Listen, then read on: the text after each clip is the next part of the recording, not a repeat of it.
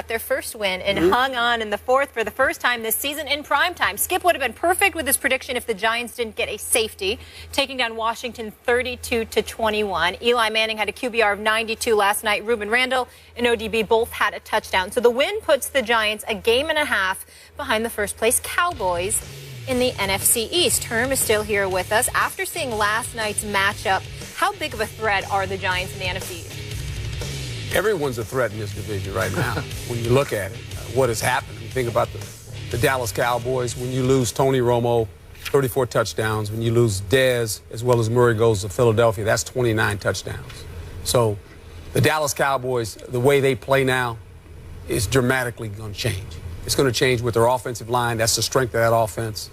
Their defense is playing fairly well. They haven't played a whole bunch of high-powered offenses yet, but they're going to have to live that way. When you think about Washington, they got out of their game plan last night, and it was the Giants that got them out of their game plan by going up, not allowing them to run the ball, about 37 attempts, clock management, quarterback doesn't turn it over. When he starts throwing it 30, 40 times, he's going to turn it over. Their defense can hang in there.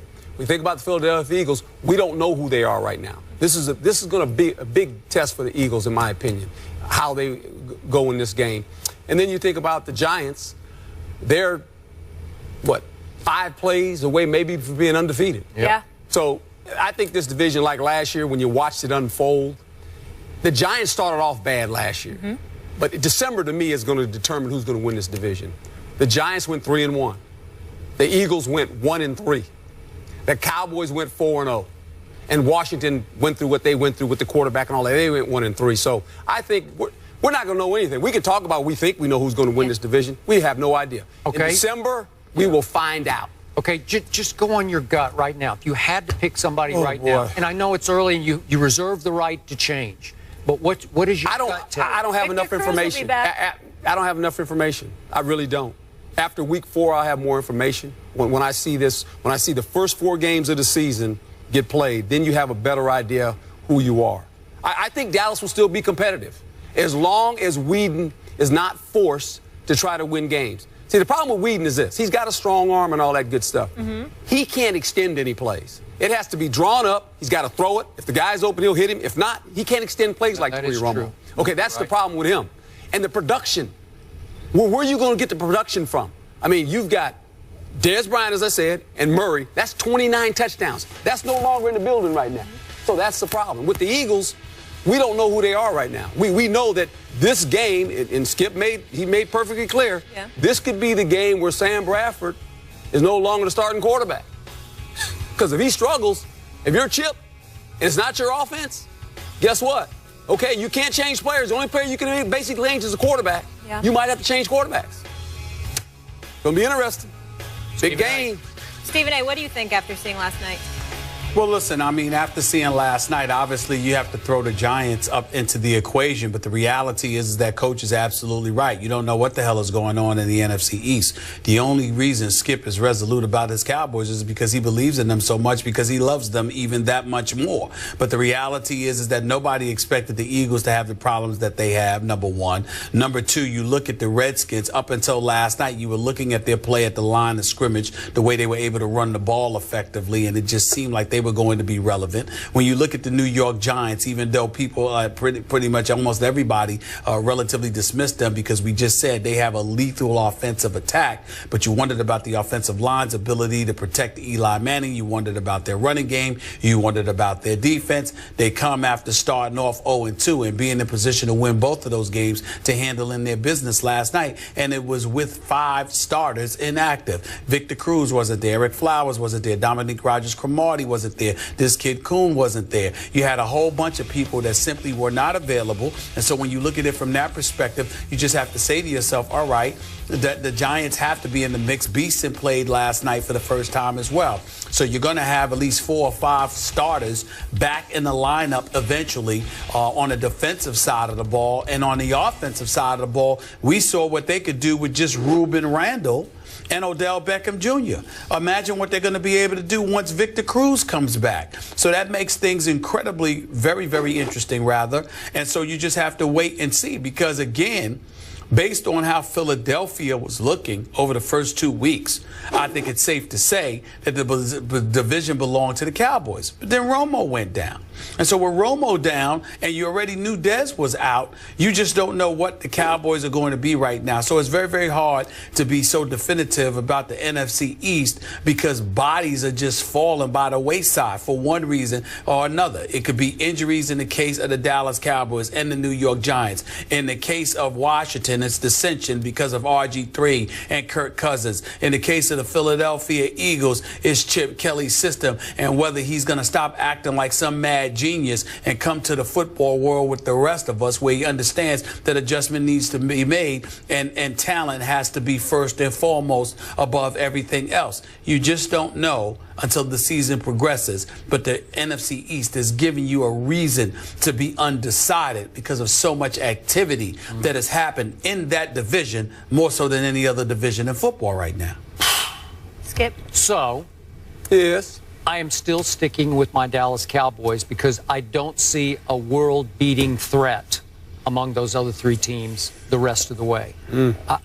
I have some reason to fear all three of them, except I don't fear Kirk Cousins if, in fact, he remains that quarterback, and I don't fear Sam Bradford if, in fact, he can stay upright as that quarterback. But I will tell you this, as a Cowboy supporter, I fear the Giants more than I fear the Eagles. And I'll tell you why. Because of that guy under center. That guy is one of the weirdest quarterbacks I have ever observed for a length of time because I never know what to expect from him. I'm going to remind you, Miss Giants fan, 3 times Eli Manning has led this league in interceptions. That is mind-blowing to me. Okay. But the way it happens, they're always 3 years apart. So he led the NFL interceptions in 07. And the next year he said, I got to clean this thing up, which he's highly capable of doing. So he cut them in half. He went from 20 down to 10 the next year. Then here we go again. 3 years later, 2010, he throws 25 picks and it leads the league. Next year, all the way down to 16. Then here we go again. 3 years pass, and he goes crazy again. It's like bad comedian Eli all of a sudden, right? He goes out there and just makes bad jokes. And the third time, 2013, he throws 27 interceptions. It's just a disaster for the team. But the next year, 2014, he cuts it almost in half, all the way from 27 down to 14. What is going on here? So you say, Knock this on wood, guy, none yet. all of a sudden, this guy is playing incredibly clean, conservative, low-risk kind of football. He's got 4 touchdowns through 3 games, not spectacular, to 0 interceptions. 0 interceptions. He's completing 65% of his passes. A lot of them are little dinks and dunks, but every once in a while, he can go down the field when you least expect it. Hit 9 of them last night at 20 or more yards. I know, like every once in a while, but for the most part, it's just bing, bing, bing, bing. Like I'll make this little pass. I'll throw it to the 2 tight ends occasionally, and that guy scares me to death as a Cowboy because he can do things. If he hadn't made one mental blunder on 3rd down on opening night when he threw it out of the end zone, and the coaches were somewhat complicit there also, but still, that cost them a game they should have won about 12 ways. Am I right about that? That's right. And we all agree they should have won. They should be 3-0. So, okay, I fear them because they're pretty good. They're pretty good on defense. I said after opening night, I told both of you, I said, hey, your Giants played pretty good defense against Romo until it was time, and then Romo just blew up and down the field. But in the end, they're going to be pretty good.